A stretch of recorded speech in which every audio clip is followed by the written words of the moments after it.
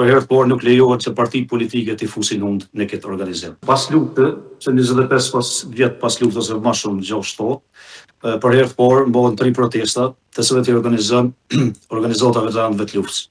Qenë protesta që dallojnë nga të tjerat, sepse për herë të parë nuk lejohet që partitë politike të fusin hund në këtë organizim. Dhe falenderoj gjithë kryesinë dhe organizimin e këtyre 3 protesta, Prishtinë, Hollond, tash Tiranë, të cilët nuk lejuan të politizohet me këtë vlerë shumë të madhe të cilën po protestohet sot. Pra një prej elementeve kyçe është mos politizimi, se diskutuam me zotin Gashi këtu në studio, dhamë që nuk ka nevojë ta politizojë askush. Është një thirrje për drejtësi apo jo? Është vërtet sepse protestat të cilat po mbohen tash në një seriozitet jashtëzakonisht të madh, të cilën po dhe zoti Gocoti dhe zoti Syla dhe zoti Subaj, është për kohën e luftës të ushtrisë shqiptare të Kosovës. Ndërsa nëse do të ishte për ne arrestim të presidentit në rrethona të tjera, do të protestonte qeveria e Republikës Kosovës.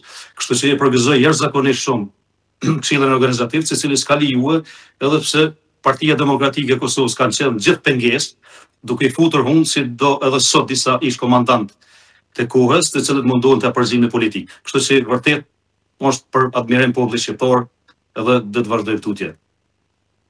Zoti Guçati, në fakt zoti tha që po do t'i pyes se përmend zoti Guçati që është një prej organizatorëve. Fakti që janë mbajtur 3 protesta në 3 qendra, pra Prishtinë, Hag dhe Tiranë, a e sensibilizon opinionin ndërkombëtar pra për atë se çfarë kishte në kohë të luftës dhe çfarë po pritet të ndodhë? Po, ne jemi në ngjarje vërtet shumë, edhe unë jam në ngjarje direkt me rrethona se cilën po ndodhet për shkak pse jemi të apostrofuar si të dyshuar.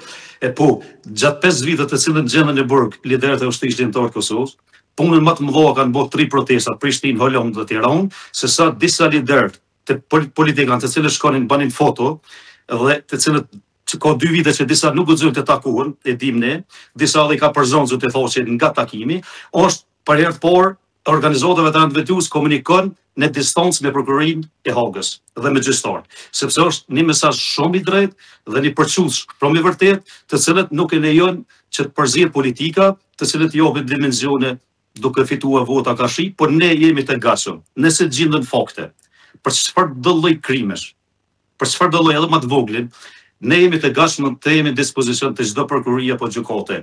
Është e vërtetë se për herë të parë në distancë është duke komunikuar organizata veteranëve të luftës me prokurorinë dhe gjykatën.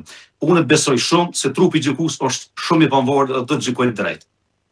Dhe do të gjykojë drejt, a prisni epilog final lirimin e krerave të ushtrisë shqiptare të Kosovës?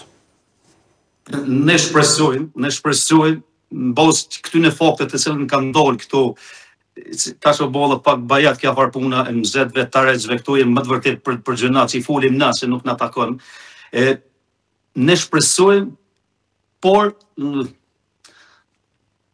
shpresojmë që të dolin të lirë, po qëndron diçka aty që dikur do të përgjigjet. Për ne, edhe pse këta nuk janë përgjegjës, po dikur do të jetë një llogari, sepse ne nuk e bën gjykatën siç e bën shtetet e tjera, kështu që po dikur do të dënohet, po shpresojmë që me një dënim